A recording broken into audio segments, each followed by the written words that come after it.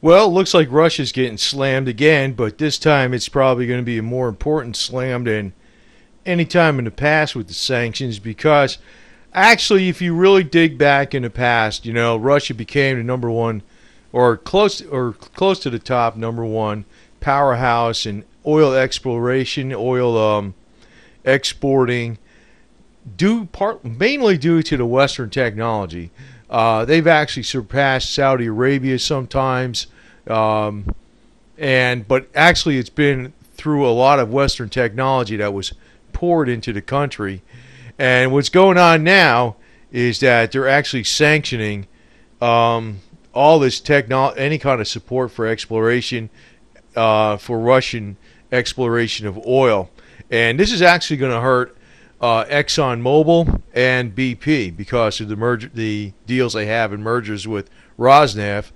So it's going to hurt them too. So the bear is crying, but a lot of it is due to Putin himself because, well, let me put it to you this way. I'm gonna get onto something here that's not actually said much on YouTube.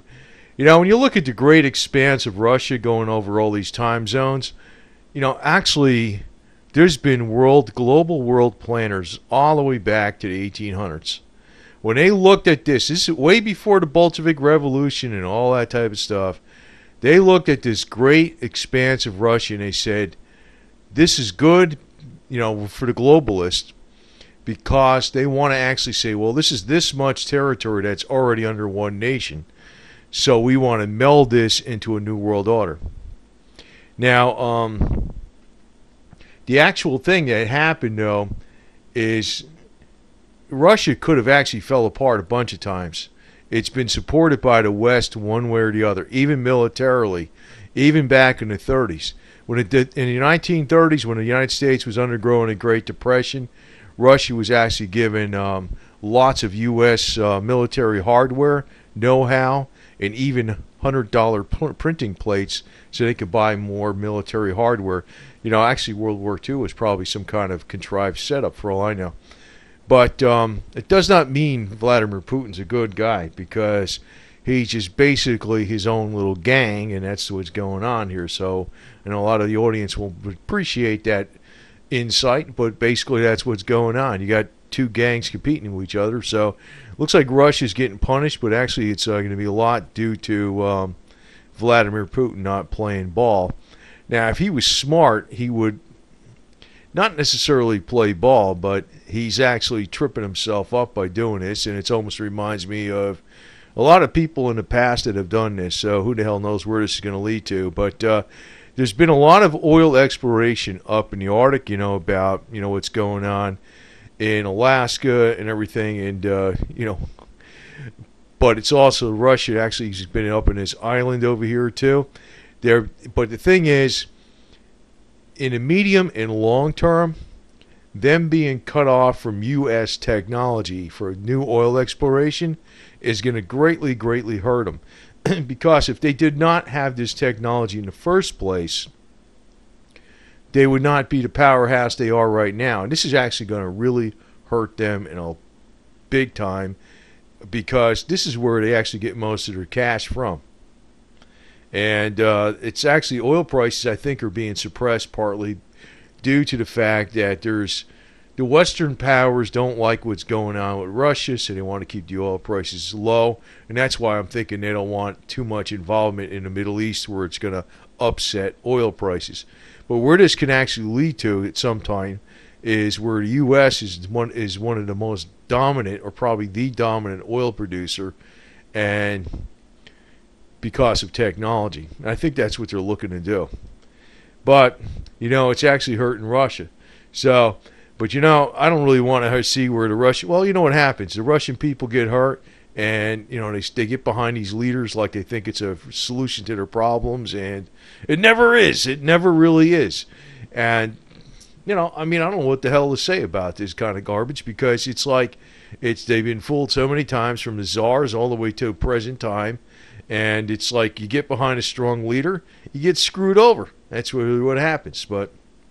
And over here in the U.S., I'm not behind Obama or I'm not behind Romney, but I know what kind of game is going on.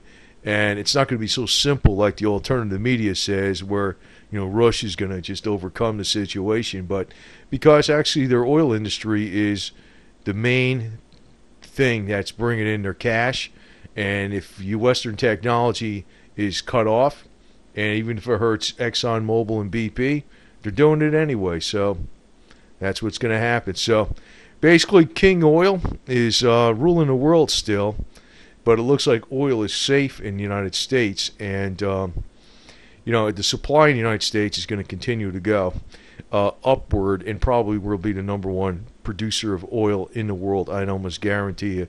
So just to remind you, oil is the most important thing right now in the world. It's actually more important than gold and silver.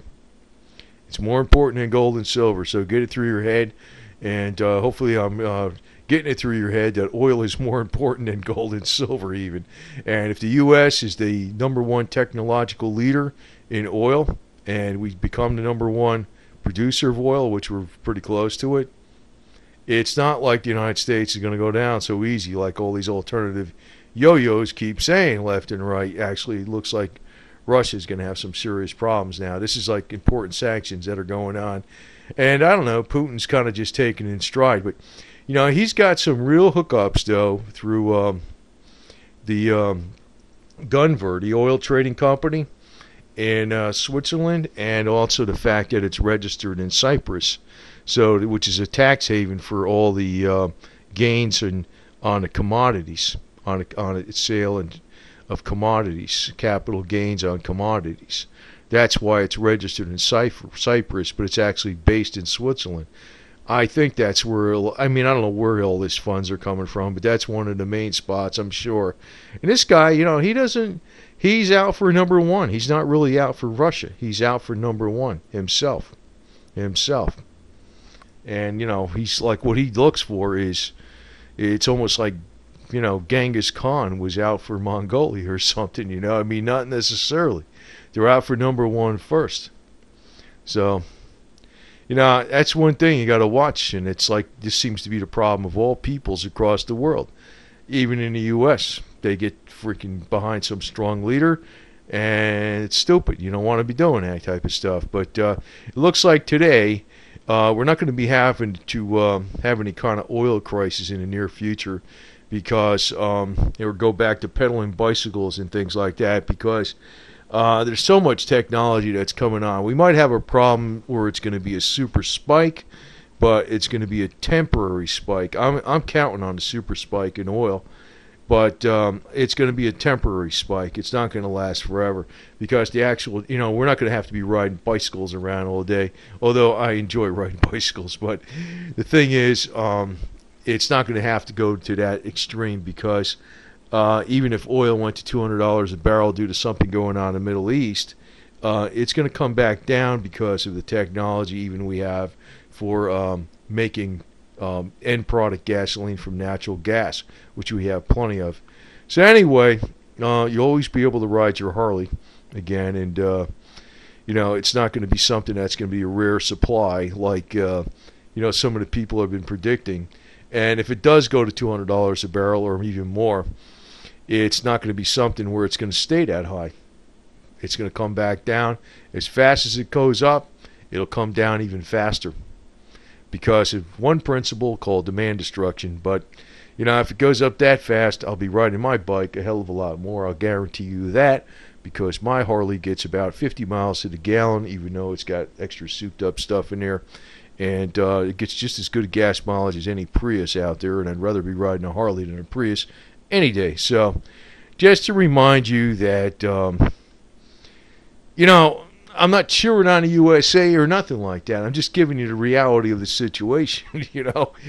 Don't think that, the Russia's got things like all together. It's actually, they got 110 oligarchs with 35% of the wealth. You look at YouTube, you look at Moscow on YouTube, you look at, tourists go to cities and they go to, different places. But if you go about 30, 40 miles into the countryside, it's like you went back 500 years. It gets pretty primitive. And I'm not knocking the Russian people for that, because those kind of people survive a monetary collapse or something like that because they know how to live off the land.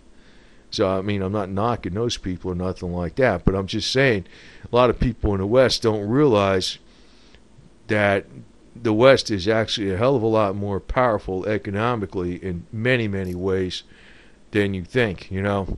An average American could buy a bike like this no problem if they really wanted to. If they really wanted to. You know, you give up your some of your stupid creature comforts and you sacrifice and you eat beans and rice for a few months and you got yourself a bike, you know. But in Russia, you just couldn't afford something like this. So we got some serious economic power here. It's just that a lot of people just don't realize it because the grass is always greener on the other side of the fence. And you know, it looks like these sanctions are really going to hit Russia pretty damn hard. It won't happen right away, but oil exploration and technology is the only reason. The technology from the West is the only reason they got to be so strong in the first place. So, anyway, over and out, and just you know, stay free, ride hard, and all that kind of garbage. And you know, don't be so down on the USA all the time because you really don't know what's going on in Russia. And I could tell you, it's not so super sweet. Even though the Russian people might be cool, Vladimir Putin is definitely not cool.